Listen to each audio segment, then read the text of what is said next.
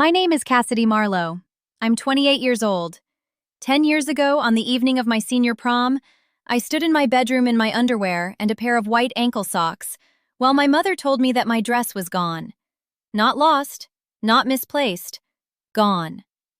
She stood in my doorway with her arms folded and said, "Sienna needed it more than you. You know how she's been struggling. It was the right thing to do."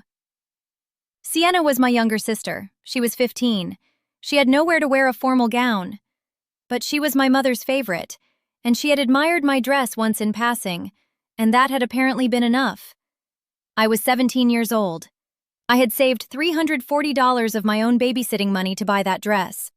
I had taken it to a seamstress 6 weeks earlier to have the straps shortened and the hem taken up 2 inches.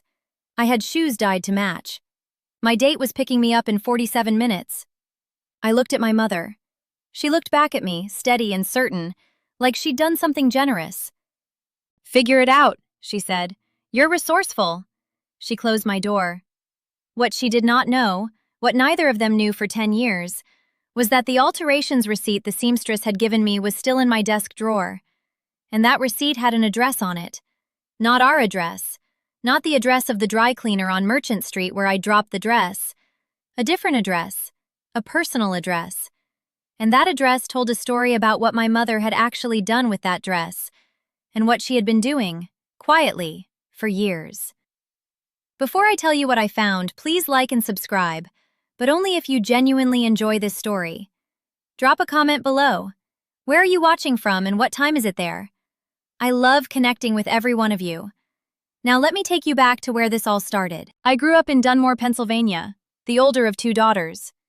My mother, Patricia Marlowe, was a dental hygienist who worked 4 days a week and spent the 5th doing things for Sienna, driving her to dance, reorganizing her room, taking her shopping for things she'd seen online and decided she needed. My father, Kevin, traveled for work most weeks and was largely absent in the way that some fathers are, physically present on weekends, emotionally uninvested in the texture of daily life, content to let my mother run things the way she ran things. The way she ran things had a clear architecture. Sienna was the beautiful one, the creative one, the one with feelings that required managing. I was the capable one, the responsible one, the one whose feelings were assumed to be fine because I didn't perform them as loudly. I learned early that this framework was not up for negotiation. When I was 9, I won the Dunmore Elementary Science Fair. First place out of 43 entries, with a project on water filtration I'd spent 6 weekends building with the genuine enthusiasm of a child who had not yet learned to be embarrassed by her own excitement. My teacher, Mrs. Callahan, called my mother that evening to say it was one of the best projects she'd seen in 12 years. My mother made my favorite dinner, chicken piccata, and said she was proud. 2 weeks later, Sienna, who was 6, was cast as a sunflower in her dance recital. My mother bought her a new leotard, had her hair professionally done for the performance, and invited 14 family members. I told myself I was older, that it made sense that a little kid's first recital was a bigger event than a science fair ribbon. I kept telling myself versions of that for years. At 14, I started babysitting for 3 families in our neighborhood. By the time I was 16, I was making between $180 and $240 a month, every cent of it saved in a white envelope in my sock drawer, because I had learned by then that money left visible in our house had a way of becoming communal. I saved for things I wanted without telling anyone I was saving. The prom dress was the biggest purchase I'd ever made. $340 from a boutique in Scranton that my friend Kelsey had found. It was navy blue, fit for alterations. I was 17 and didn't care that it needed work. It was mine and I had bought it, and I had carried it home on the bus in a zippered bag, feeling a specific kind of pride I still remember clearly. Sienna saw it hanging on my closet door one evening and said it was pretty. She said she wished she had something like it. My mother, who overheard this from the hallway, said, "Someday you will, baby." I thought nothing of it. I should have thought everything of it. 3 weeks before prom, I took the dress to Elaine's Alterations on Merchant Street, a small shop run by a woman named Elaine Chu, who had done work for half the women in our neighborhood for 20 years. She pinned the straps and marked the hem, and told me it would be ready in 10 days. I paid a $20 deposit. I picked it up 2 weeks later. It was perfect. I hung it in my closet in the plastic cover, and I told myself not to touch it until the night. The night arrived. I showered. I did my hair. I sat at my vanity and did my makeup for 40 minutes with the focus of a person who has been practicing for a month. Then I opened my closet. The plastic bag was there. It was flat, empty. I stood there for a moment, understanding before I understood, the way your body knows something before your brain will say it. Then I went to find my mother. She was in the kitchen, watching television with a glass of iced tea. She told me, without looking up, what I have already told you. Sienna needed it. It was the right thing. Figure it out. My date, Josh, arrived at the door 44 minutes later while I was sitting on my bedroom floor, still in my underwear and my white ankle socks, crying in a way I hadn't cried since I was very young. My mother answered the door, told him I wasn't feeling well, and sent him away. I did not go to prom. I sat in my room. My mother made dinner and she and Sienna ate it and watched a movie together, and at no point did anyone knock on my door. Sometime around 9 that night, when I knew my classmates were on the dance floor, when the DJ would have been playing the kind of songs that become the soundtrack of a moment you never get back, I opened my window and sat on the sill with my legs hanging over the edge and looked out at the neighborhood in the dark. Mrs. Petrakis across the street had her porch light on. Someone was walking a dog down by the corner. Ordinary, indifferent world, going on without me the way it always does. I thought about crying again, but I was past it. What I felt instead was something colder, a kind of tallying, a recognition that what had just happened was not an accident, not a lapse in judgment, not a mother who had made a mistake. It was an expression of something true about how she understood the two of us. Sienna's desires were urgent. Mine were available. I filed that away. I didn't have language for it then, but I filed it. The next morning, I found the alterations receipt in my desk drawer, where I'd kept it with the deposit slip. I almost threw it away. Something made me read it again. Elaine's alterations, 4402 Merchant Street. And then, in Elaine's handwriting in the notes column, pickup authorized, P. Marlowe, delivered to 318 Carver Lane. Our address was 12 Dunmore Circle. 318 Carver Lane was a 10-minute drive across town. I didn't know whose address that was. I was 17, I was hollowed out from the night before, and I put the receipt back in my desk drawer and I went to school on Monday, and I tried for a long time to let it go the way I let so many things go. I carried that receipt for 10 years. Not obsessively, I wasn't fixated on it. But I never threw it away either. It sat in a small accordion file I kept with important papers, and every time I moved apartments, twice in college, once after grad school, once more when I got my current place, I kept it. I think some part of me knew it was evidence of something, even if I didn't yet know of what. The person who helped me finally understand it was a woman named Deb Kowalski, my mother's oldest friend, who called me out of nowhere last winter. Deb and my mother had a falling out, something to do with a borrowed piece of jewelry, and an accusation my mother had made that Deb felt was unfair. Deb, who had known my mother for 30 years and had watched the way our household worked from the outside, had things she wanted to say to someone. She called me because she said I was the one she'd always felt sorry for. We talked for nearly 2 hours. Deb was careful at first, choosing her words, qualifying her memories, making sure I understood she wasn't trying to start anything. But as the conversation moved forward, she became more direct, the way people do when they've been holding something a long time and finally have permission to put it down. She remembered the prom night.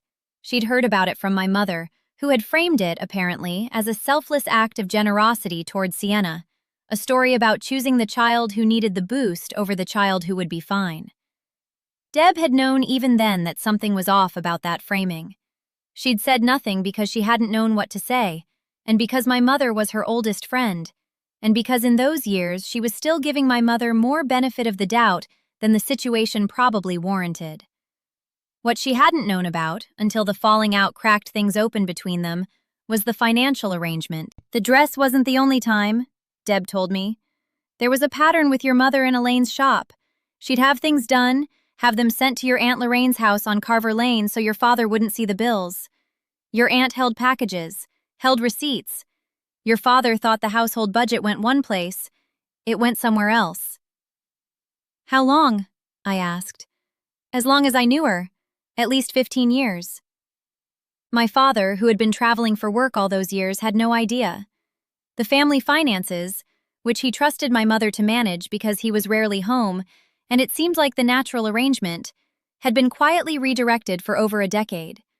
Not dramatically, not catastrophically, but steadily, in the particular way that small, consistent deceptions compound.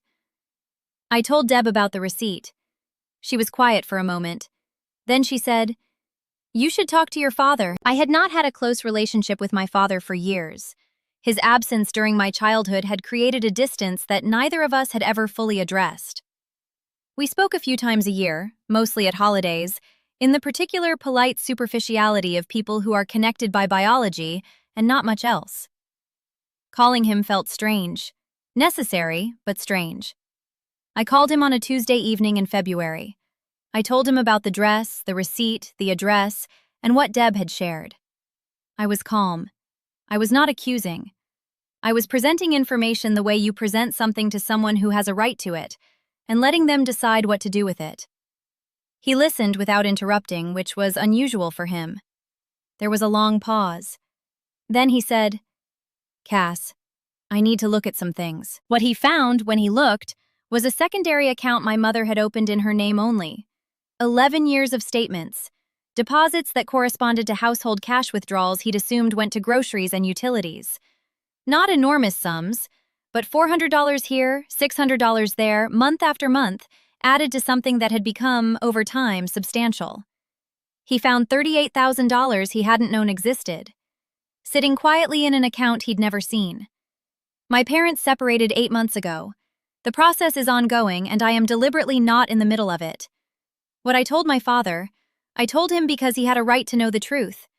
What happens between two people in a marriage is theirs to navigate. But last spring, at my cousin Renee's wedding, the first family event we'd all attended since my father found the account, my mother cornered me near the gift table and said, in the low, controlled voice she has always used for serious conversations she wants to keep private, "You had no right to go to your father with old gossip." I looked at her for a moment. The reception hall was warm. Someone's bouquet was dripping petals on the tablecloth. I could hear the DJ setting up speakers in the next room. There were people within earshot. My Aunt Lorraine, whose address had been on that receipt, stood 15 feet away rearranging a centerpiece with her back carefully turned toward us, the specific posture of someone who can hear everything and is choosing not to show it. "Mom," I said, "that receipt has been in my accordion file for 10 years. I had a right to understand what happened to my dress. Everything else followed from that." She started to say something about Sienna, about how I had always resented Sienna, about how I had never been fair. I let her get about 3 sentences in. Not because I didn't have a response, I had a decade's worth of responses, but because I could see that she was not speaking to me. She was managing me, the way she had always managed me, trying to find the angle that would make me fold and apologize and re-enter the shape she'd always kept me in. I was not going to fold. I said, "I'm going to go find Renee. I'm really happy for her today, and I don't want to spend her wedding in this conversation." And I walked away. Quietly, without raising my voice, without performing anything for the people around us. Just across a room, toward my cousin who was laughing with her new husband, towards something lighter. There were 31 people at that wedding who had known our family for years. Several of them watched that exchange from a careful distance. Aunt Lorraine turned from the centerpiece and looked at me as I passed. She didn't say anything, but her expression was the expression of someone who has been carrying something a long time and has just watched someone else put it down, and is perhaps considering, for the first time, that she could too. I didn't address them. I didn't explain. I just moved through the room like a person who has put something down and doesn't intend to pick it back up. I don't have a relationship with my mother right now that goes beyond brief, transactional contact, a birthday text, a response to logistical questions about family events. That's not punishment. That's proportion. She made decisions for years that told me clearly what I was worth to her, and I have arranged my life accordingly. Sienna and I, oddly, are in better shape than we've been in years. She didn't know about the financial account. She didn't know, she told me when we finally talked about it, that my mother had told Josh I was sick. She thought I'd just decided not to go. She carried her own version of our childhood, shaped by her own position in it, and it was different from mine in ways that required some patience to understand. We are not close, not yet, but we are honest with each other in a way we never were when we were growing up in the same house, and that feels like a beginning worth protecting. I still have the alterations receipt. It's still in the accordion file. I don't know why I keep it. Maybe because it was the first piece of evidence I ever held that told me my perception of my own life was accurate. That the things I'd noticed and dismissed and rationalized were real, were documented, were written in someone else's handwriting in a notes column on a carbon copy receipt. That's not a small thing. Knowing you weren't imagining it. If you're watching this and there's a receipt in your own drawer, something small that doesn't quite add up, something you've been telling yourself not to look at too closely, I want to say this to you directly. Your perception is data. The things you notice about your own life are worth taking seriously. You don't have to make a case. You don't have to confront anyone today. But you are allowed to keep the receipt. You're allowed to know what you know. If this story stayed with you, I'd love to know. Have you ever found something small that turned out to explain something much bigger? Tell me in the comments below. I read every single one. And if you haven't subscribed yet, now is a good time. I'll see you in the next one.